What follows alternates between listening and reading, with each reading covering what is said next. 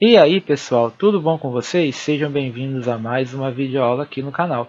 Sou o professor Tiago e nessa videoaula vamos continuar a resolução das questões do PET de Física do segundo ano do ensino médio, aí com o PET 2, referente à semana 3. Então vamos lá, questão 1. Considerando o material apresentado e, se necessário, faça uma breve pesquisa. Descreva com suas palavras os conceitos de calor e temperatura e quais as suas unidades de medida. Muito bem. Então aqui, de acordo com o que eu já expliquei nas videoaulas anteriores, com o material aí do PET e outros livros também, então eu escrevi mais ou menos a definição de cada uma dessas grandezas. Então olha aí, calor é a energia térmica em trânsito que se transfere espontaneamente do corpo de maior temperatura para o de menor temperatura. A gente já viu, né? Então calor é aquela energia que é transferida entre dois corpos devido à diferença de temperatura entre eles. Se não tivesse a diferença de temperatura, eles são em equilíbrio térmico e não tem mais essa transferência de calor. E as unidades de medida? É o Joule, né, no Sistema Internacional de Unidades, e a gente ainda usa a caloria, como a gente viu lá na videoaula, em que ela está mais ligada em questões da alimentação, mas a unidade fundamental nesse é o Joule. E já a temperatura é a medida da energia térmica. Essa energia térmica pode ser vibracional, rotacional, também translacional, das moléculas que constituem um corpo. E lembrando-se que a medida da temperatura é sempre uma medida indireta. A gente não consegue medir a energia de cada uma dessas partículas aí. A gente mede uma outra grandeza que varia com a temperatura, né? Está relacionada com a temperatura. E a unidade padrão de temperatura aí no Sistema Internacional de Unidades é o Kelvin, né? Só que a gente está mais acostumado aqui no Brasil com graus Celsius e nos países de colonização inglesa o grau Fahrenheit. Mas lembrando-se que a unidade padrão é o Kelvin, assim como a de calor, que é uma forma de energia, é usado aí o Joule, certinho? Questão 2. O calor específico de uma substância indica o valor do seu ponto de ebulição a nível do mar, a temperatura de um corpo feito com essa substância, da quantidade de calor necessária para elevar de 1 grau Celsius a temperatura de 1 grama dessa substância, de sua condutividade térmica no estado sólido ou da quantidade de calor necessária para fundir 1 grama dessa substância. Então vamos relembrar que a gente viu lá na aula, na qual eu expliquei esse conteúdo aí. Olha lá, calor específico, aí na última linha. Então calor específico de material ou composto é a quantidade de calor necessária para elevar em 1 grau Celsius a temperatura de 1 unidade de massa desse material. Então a resposta correta aí é a letra C. Então, calor específico de uma substância indica o valor da quantidade de calor necessária para elevar de 1 grau Celsius a temperatura de 1 grama dessa substância. Beleza? Questão 3. Assinale a alternativa que define de forma correta o que é temperatura. Então, o que é a temperatura? É a energia que se transmite de um corpo a outro em virtude de uma diferente temperatura? Não, pois como a gente viu, isso daí é a definição de calor. Na letra B, é uma grandeza associada ao grau de agitação das partículas que compõem um corpo. Quanto mais agitadas as partículas de um corpo, menor será a sua temperatura. Bom, isso aí está quase certo, à exceção do final. Quanto mais agitadas as partículas de um corpo, não é menor será a sua temperatura, maior será. Quanto maior a agitação, maior a temperatura. Então é falsa. C, energia térmica em trânsito. É falso, isso aí é definição de calor. Letra D, é uma forma de calor. Não, temperatura não é uma forma de calor. Então, na letra E, uma grandeza associada ao grau de agitação das partículas que compõem um corpo. Quanto mais agitadas as partículas de um corpo, maior será a sua temperatura.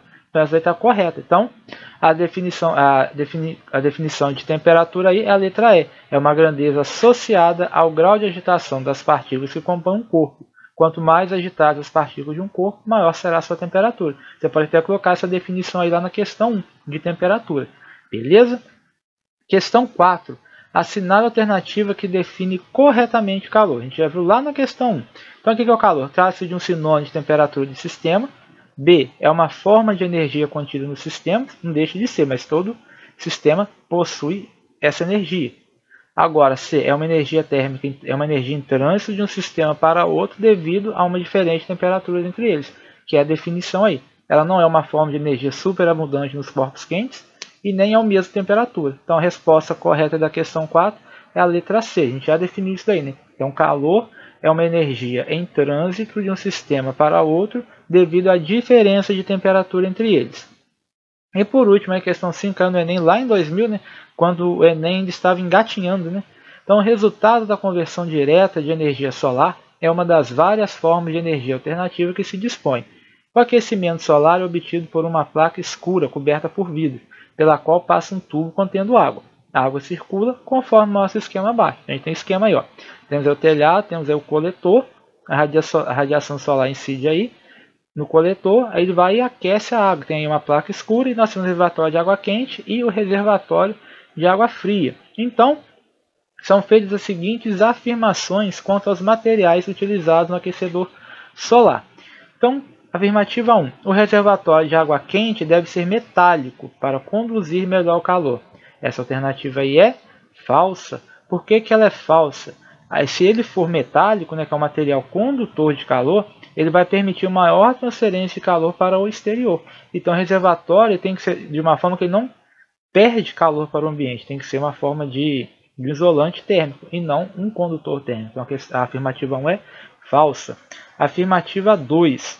A cobertura de vidro tem como função reter melhor o calor, de forma semelhante ao que ocorre em uma estufa. Então, essa afirmativa aí é verdadeira. Isso acontece porque o vidro tem uma grande capacidade de prender esse calor, reter esse calor. Porque o calor ele é transparente para a luz visível, ou seja, o vidro ele é transparente para a luz visível, ele deixa essa luz entrar e sair, porém ele é opaco para as radiações infravermelhas, que são as ondas de calor, e não deixa ela sair. Então, por isso, lá dentro fica mais quente que o exterior. Isso daí é o efeito estufa, né? Então, a luz solar entra como radiação luminosa, lá dentro ela se transforma em ondas de calor e depois ela não consegue sair. Então, o vidro ele consegue prender o calor lá dentro. Então, essa afirmativa é verdadeira. E já na afirmativa 3, a placa utilizada é escura para absorver melhor a energia radiante do Sol, aquecendo a água com maior eficiência. Essa afirmativa também é verdadeira, porque a cor escura ela absorve a maior quantidade de energia radiante. Então, verdadeira é a 2 e a 3, e a afirmativa 1 é falsa. Então, dentre as afirmações acima, pode-se dizer que apenas estão corretas o que está na letra E, a afirmativa 2 e 3. Certinho? Muito bem, encerramos aqui mais uma videoaula. Peço a você que não é inscrito no canal, se inscreva, deixe seu joinha, compartilhe com seus coleguinhas da escola e quero agradecer a todo mundo que está acompanhando aí, né, que está me dando feedback aí, às vezes quando eu erro alguma questão aí. Então, gente, por favor, deixa nos comentários se tem alguma coisa errada, se está gostando, se está ajudando. E até a próxima videoaula, pessoal. Forte abraço. Fui!